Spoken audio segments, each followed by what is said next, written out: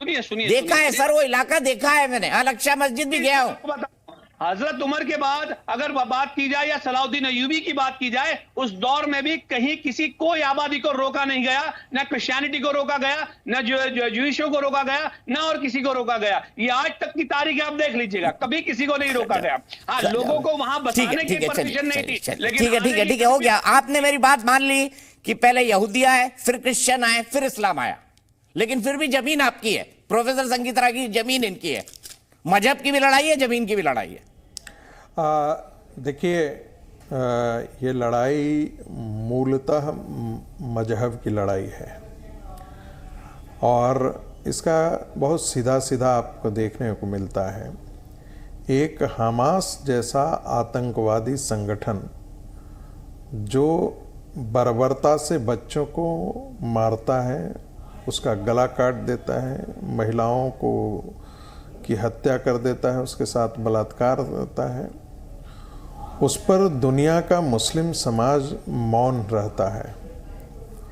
और जब Israel counter प्रतिक्रिया करती है तो हमास का एक कॉल आता है, कहता है कि हम सारे मुस्लिम देशों से ये आग्रह करते हैं कि वो सड़कों पर आए, हमारे साथ एकजुटता दिखाएं। और आप जान करके हैरान हो जाते हैं कि चाहे वो अमेरिका हो, चाहे स्पेन हो, चाहे वो ब्रिटेन हो, चाहे भारत में कलकत्ता हो, चाहे लखनऊ हो, दुनिया के हर देश में जहाँ जहाँ जहाँ मुस्लिम हैं वो आकर के सड़कों पर खड़ा हो जाते हैं और फ़िलिस्तीन के समर्थन में खड़े हो जाते हैं। हमारे यहाँ की कोई पॉलिटिकल पार्टियाँ भी खड़ी होती हैं। ये और बात है कि जिस यासिर अराफात को भारत के पार्टियों ने इतना मजबूत बनाया और इसलिए फ़िलिस्तीन को समर्थन दे के रहे ताकि कश्मीर पर फ़िलिस्तीन के नेता हमारे समर्थन में आए, दूसरा कि हम OIC के मेंबर बन सकें, क्योंकि हम क्लेम करते थे कि दूसरा सबसे बड़ा मुस्लिम आबादी का है। इन लोगों ने घास तक नहीं डाली। फ़िलिस्तीनी नेता कश्मीर के मुद्दे पर भारत का साथ कभी नहीं दिया। ईरान के नेता कश्मीर के मुद्दे पर भारत का साथ नहीं दिया। और जब भी वो बात करते हैं तो धर्म को लेकर अपना एकजुटता दिखाते हैं। इसे हम पैन इस्लामिज्म बोलते हैं। दूसरी बात, ध्यान दीजिएगा कि जब हमारे यहाँ NRC आया था तो भारत के मुसलमानों ने कहना शुरू कर दिया था कि यदि आप ऐसा करेंगे तो अरब वर्ल्ड में प्रतिक्रिया होगी, और प्रतिक्रिया हुई भी थी। आपने देखा होगा कि नुपुर शर्मा का जब बात आई थी तो उस पर ये मामला देश के अंदर नहीं रह गया था।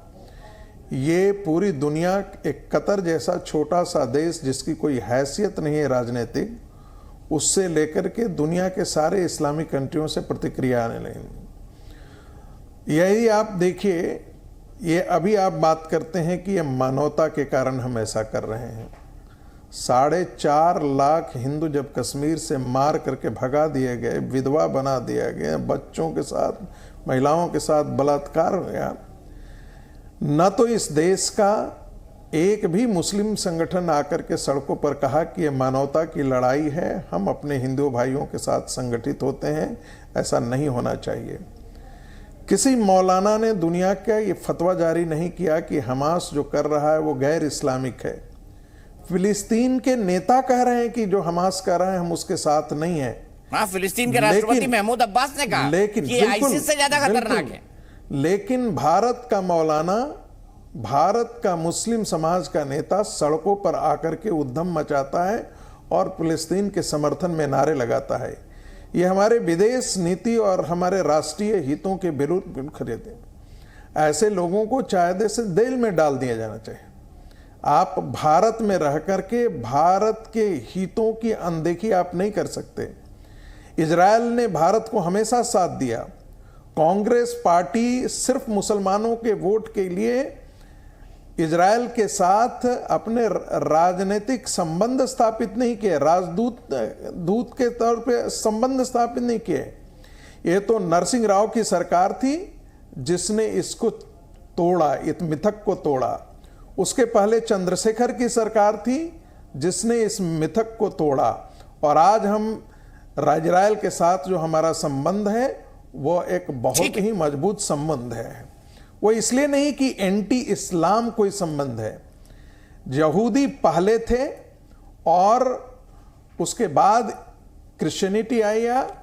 कुरान के अंदर यहूदियों को दुश्मन माना गया है।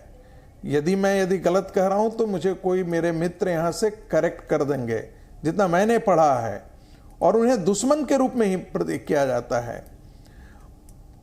इसके अतिरिक्त इस्लाम जब आया तो उसने उससे पहले के जितने मत थे उन सबको खारिज कर दिया। कहा कि ये जितने मत थे बेशक हमारे पूर्वज इसको मानते थे लेकिन वे गलत थे। ठीक है।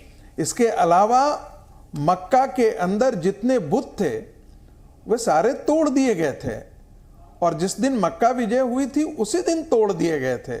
अब उन्हें कोई लोग कहता है वो टेंपल थे, कोई लोग कहता है बुत हैं, लेकिन ये सारी इतिहास की सच्चाइयां हैं जो किताबों में पढ़ने से मिलती है। ठीक है, मैं आगे तो इसीलिए मैं कहता हूं कि ये जमीन की लड़ाई से ज्यादा इस्लाम को लेकर के लड़ाई है। ठीक है। हाजी खान साहब, हमास एक आतंकवादी संगठन है या फिलिस्तीन की आम जनता का रिप्रेजेंटेटिव, बताइए। देखिए दीपक चौरसिया जी, अभी आपने 5 मिनट भाषण सुनवाया है हमारे प्रोफेसर साहब का। आप भी दीजिए जनाब, आप भी दीजिए। जिन्होंने तमाम गलत बातों के सुनिए सर। इस्लाम धर्म आया है, हजरत आदम अलैहिस्सलाम सबसे पहले नबी आए हैं और हिंदुस्तान में आए हैं। सरनदीप एक जगह श्रीलंका में, वहां उतारे गए। ये बताइए हाजी साहब, तो जो कुरान है, जो पाक कुरान है, वो 1450 साल पहले क्यों लिखी गई थी? पहले ही दिन बन जाती ना पाक कुरान, क्या दिक्कत थी? अब सुनिए, अरे मेरे भाईजान सुनिए तो ना, अभी तो नहीं बोले थे आप, जो गलत बयानी हो रही थी धमाधम। हमें ये कह रहा हूँ कि अल्लाह ताला ने सबसे पहले किताब नाजिल की हज़रत मूसा अलैहिस्सलाम पर, सबसे पहले सही पे आए हज़रत इब्राहीम अलैहिस्सलाम पर, उसके बाद आई दाऊद अलैहिस्सलाम पर ज़बूर, और उसके बाद इंजील आई हज़रत ईसा अलैहिस्सलाम पर, और उसके बाद आई प्रॉफिट मोहम्मद सल्लल्लाहु अलैहि वसल्लम पे कुरान। और ये चारों किताबें आसमानी किताबें हैं, और अल्लाह ताला ने उन तीन को मंसूख करके अब प्रॉफिट मोहम्मद सल्लल्लाहु अलैहि वसल्लम के दीन को कहा अल दीनो अकमल तो लकुम। पुराने दिन रिफ्यूज क्यों कर दिया हाजी खान साहब, ये भी बताइए ना। पुराने दिन रिफ्यूज क्यों कर दिए? वही तो आपके नबी थे, तो उनको क्यों आपने खारिज कर दिया? अकबर को क्यों रिफ्यूज कर दिया गया? शाहजहां को क्यों कर दिया गया? पृथ्वीराज की क्यों नहीं चल रही है? मैं पूछ रहा हूं, हिंदुस्तान में जो बादशाह उनकी क्यों नहीं चल रही? ये अल्लाह ताला का कानून है, अल्लाह जो चाहेंगे करेंगे, कुल कायनात के मालिक हैं। 1445 साल बाद कुरान आया, और कुरान के आने के बाद अल्लाह ने कहा कि अंबिया अलैहिस्सलाम का सिलसिला रुक गया, अब कोई नबी नहीं आएगा, और नबुव्वत का सिलसिला कार नबुव्वत खत्म हो गया प्रॉफिट मोहम्मद सल्लल्लाहु अलैहि वसल्लम पर। और अब ये हमेशा मुझे बताइए ना ये दीन चलेगा। Z News.